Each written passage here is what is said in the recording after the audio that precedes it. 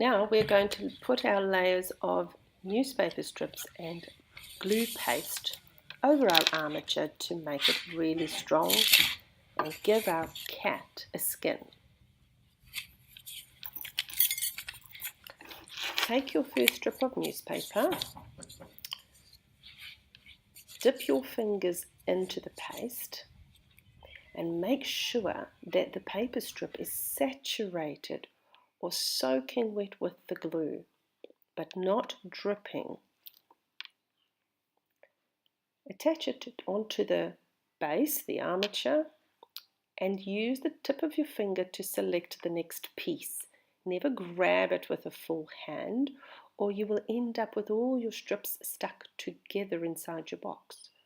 When you layer the second piece over, don't put it next to the first piece. Instead, place it halfway across the piece you placed before. You can even go across pieces that you put down before. This adds extra strength. When your hands have got quite a bit of paste on, you won't need to be dipping quite so much into the container.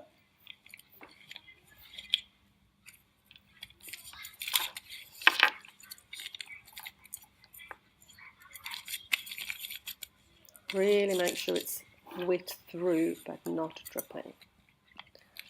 When you place it on, massage it down. Try and squish it smooth, get all your air bubbles out and smooth down any stray raw edges. Your paper gets softer as it gets wetter and makes it easier to mold around detail shapes like the ears.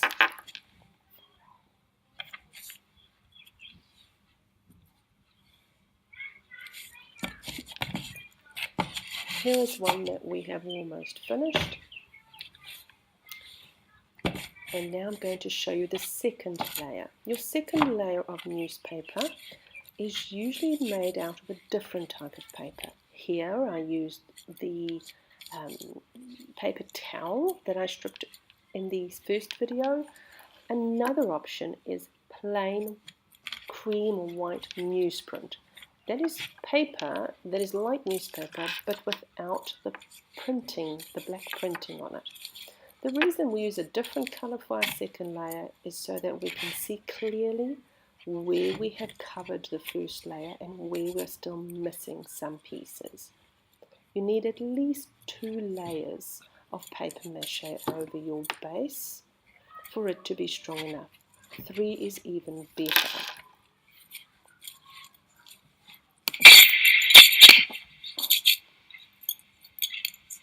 Tissue paper is a lot softer than newspaper, so you will need to take just a little bit more care. But you can easily see when it is saturated or wet through because it almost becomes see-through. Keep massaging it into all the details, all the little gaps. Really get good coverage. Sometimes smaller pieces are better around difficult angles and corners. Lots of overlapping.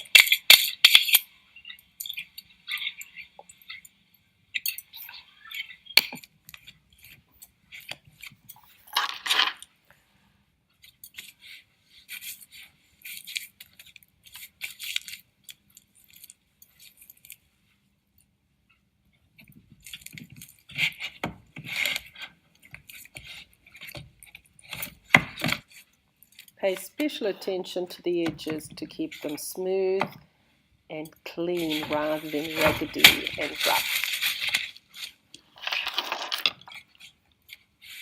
Continue with your second layer until you have covered the entire base. Now here I'm going to show you an alternative top layer to painting. If you have some pretty collage paper or craft paper that you would like to use, you can turn that into strips of paper as well, just like we did with the newspaper at the beginning.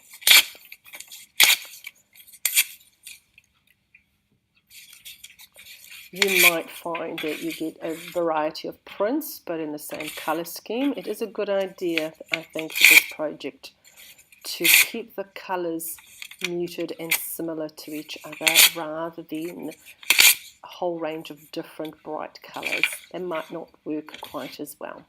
It kind of gives you a patchwork effect when you're finished. So just as we did with the other paper, immerse this paper in the paste and get it really wet through, and then start working on your base, layering and overlapping the pieces. This paper was a little stiffer than the newspaper and definitely stiffer than the tissue or paper towel, so it needed a little bit more work. When it's wet through, it gets softer and easier to mold to the shape of your base. This will become the final skin, so it really needs to be smoothed down, making sure that none of the edges flap up. Everything is pasted down with the paste. The only thing to go on top of this will be some varnish.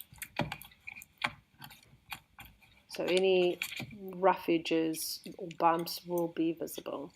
Now I used 2 different prints on here. The paper had 2 different patterns on it, and I combined those. And as I put them on, I alternated between the 2. So I would pick up one spotty strip, and then next I would pick up a floral strip, one with flowers on. And so I would alternate in a pattern. And this gave it a really cool patchwork effect. Remember to use the tip of your fingers to pick up the next piece, tip of the one finger preferably, so that you're not dripping paste all over the rest of the strips. You don't want them sticking to each other, you want them loose and ready to use on your sculpture.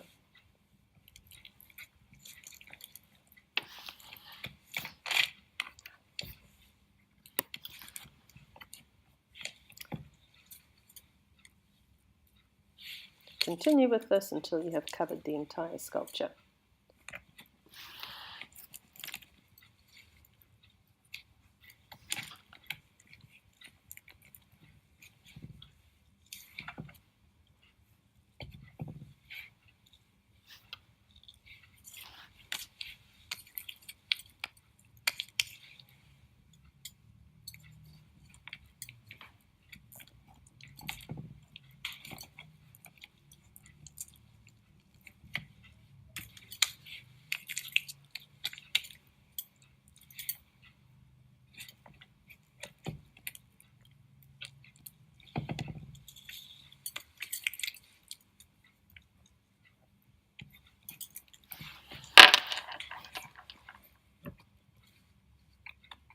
Going back and checking those edges. Here is our little dog all finished now. We've also added some eyes that we've glued on with a hot glue gun. This is him from the back and from the side again. And here are some pictures of the work made by Year 3 students. These ones have been painted. Acrylic paint finish or tempera paint finish is fine. Some extra detail added in with a small brush, and a fluffy pom-pom for a tail on this rabbit on the left. We have even got some unicorns and a snake.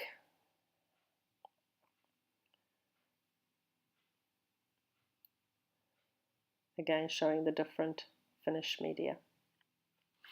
There we go.